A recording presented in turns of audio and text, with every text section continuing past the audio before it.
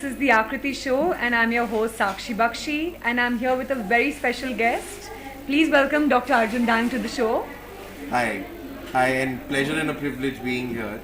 So, Dr. Arjun, of course, is an MT pathologist, and he's also the CEO of Dang Labs, which we all know of. So, Dr. Arjun, I'm going to start, and I just want to obviously talk about the conference today. We are talking about obesity in gynecology. And is there a health test, because you do so many tests, is there a health test that currently a lot of women miss doing right now? So, firstly, very excited to be here today in Akriti Con, and thank you to today's organizers and the stalwarts who are attending this. So, I would actually like to put it in a different way that there is not a test, but there is definitely a framework that I'm going to discuss in my talk today, and that should be kept in mind when diagnosing the exact etiology of diabetes. Not that every patient needs every test in the world, but the testing depth or the depth of the diagnostics actually depends on the clinical probability of a particular issue that they might have. And the framework that I'm presenting today, and probably for the first time that I'm actually speaking to an audience about this framework, is goes by WEIGHT. These are 6 pillars of different kind of testing paradigms that would make the ecosystem of obesity diagnostics today easily equitable, understandable, and actionable. And also, secondly, I really feel that this topic is very important to be discussed, because I don't think any of us disagree that today obesity is an absolute epidemic, but I feel that obesity diagnostics is an emergency. Okay, great to know. And what would you be then saying the test which is underdone right now? One test that you would recommend a lot more to be done for, say, someone who's obese. So I feel the hormonal aspect, and like they say that not everything is visible on the outside, and it might be a much deeper story.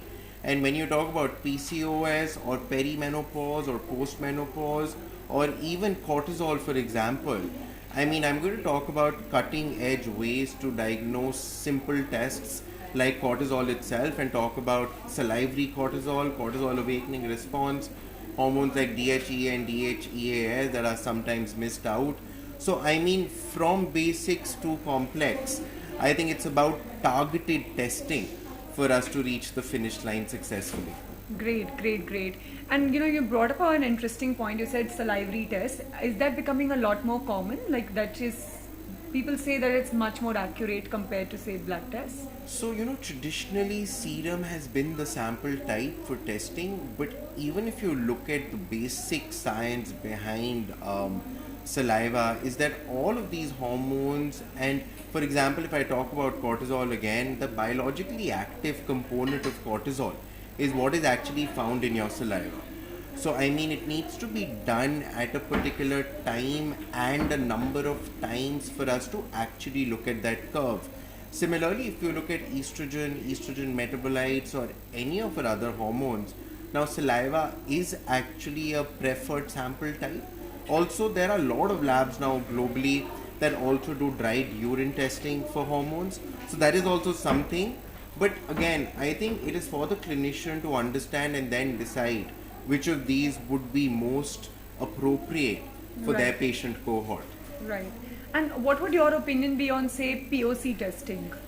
Like, do you think it is, accurate and or So that's the $1 million question. I mean, point of care testing today is such that my Apple Watch can, or my Aura Ring can also probably tomorrow tell me basic parameters, and it's already happening. You have your CGM, and you have the new world of testing is not called testing, it's called sensing.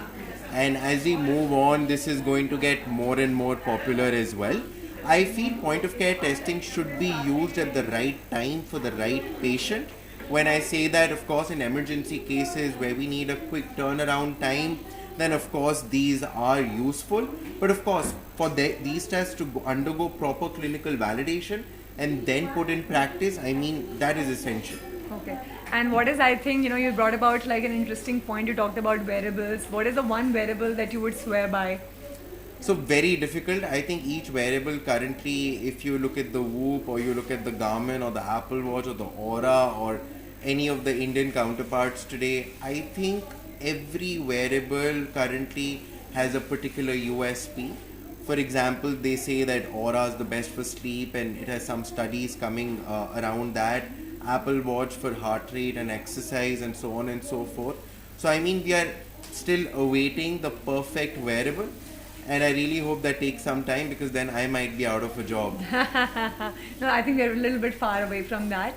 But that brings me to the next question. There are so many medical advancements that's happening, and there's AI, there's robotics. What is the one advancement that you're looking forward to in the next 10 years? So I feel artificial intelligence is going to augment intelligence, but what I'm looking at in the next 5 years to come, and people might actually judge me for saying this, but I'm looking at AE, and that's artificial empathy, because I feel when you treat an individual, empathy and personalization is something that the current world of doctors and young doctors really need to be taught.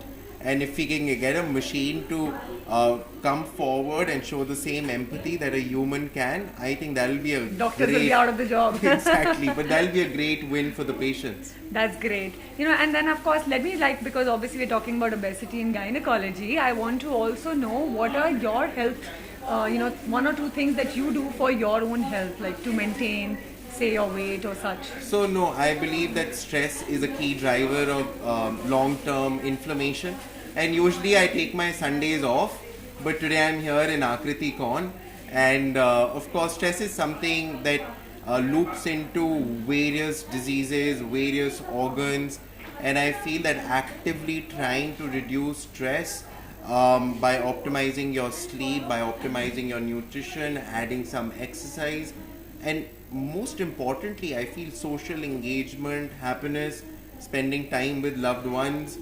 I think all that is critical. Very important. And what is your biggest stress buster?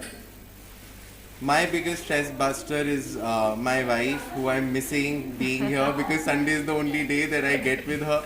So I hope my session is soon and I get to spend some time with her. Lovely, lovely. So now I'm going to just quickly ask you some quick takes, and the segment is called Take It or Trash It. So you just give your opinion on whether you think it's a take it or trash it, right? Sure.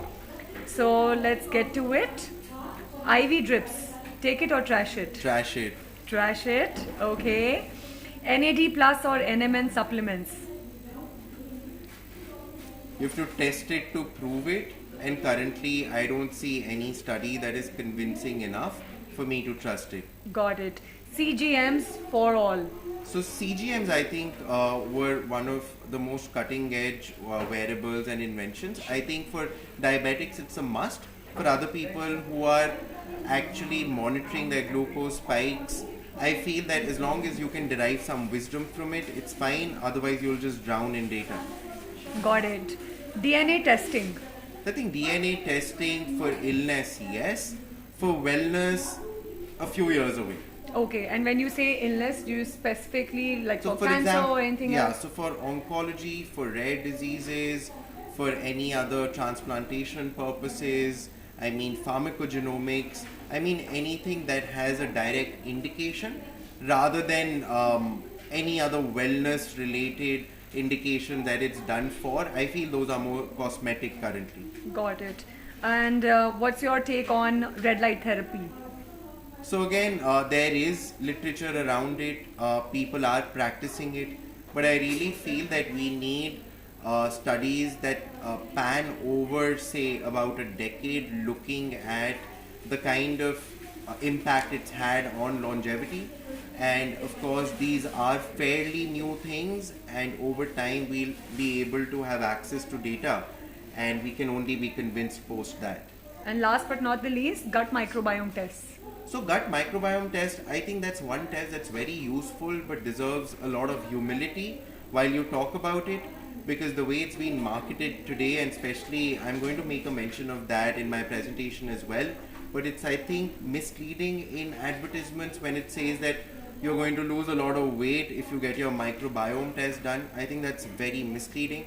Microbiome testing is supposed to be in context. It's supposed to be individualized to the patient's gut symptoms, if it's FCFA production, or if it's butyrate, or if it's various kind of other good bacteria that one has, how to actually modulate their supplementation, probiotics, and also of course look for any strains that are missing and then supplement them holistically, and then of course watch the symptoms if they are improving. I think it is more of enhancing your gut health and promote gut healing rather than believing in false claims that come with the microbiome test. Test, okay. And do you think the testing as such is required for someone to, before they go for probiotics? Or you think it's So something again, not completely necessary? depends on the clinical picture. For example, if you have a special child with ASD who's on the spectrum, and for them, gut microbiome test, there's a lot of literature that certain strains you should get a baseline, then supplement, and then monitor. Whereas for someone, say with basic gastritis, I would rather rule out more common causes like H. pylori first, and do a round of deworming, and then only go on to say things like microbiome testing. I see. Great to know that. And then, of course, last but really not the least, but what's your take on Ozempic, Mounjaro, GLPs for weight loss? So I feel that this is definitely game changing. I also feel that 10 years from now, it will be GLP-1s probably might be like oregano and chili flakes that we are putting on top of our food. I feel what metformin did to diabetes many years ago, GLP-1 is going to do to obesity. Metformin today is known to be one of the safest and most effective medications for diabetics.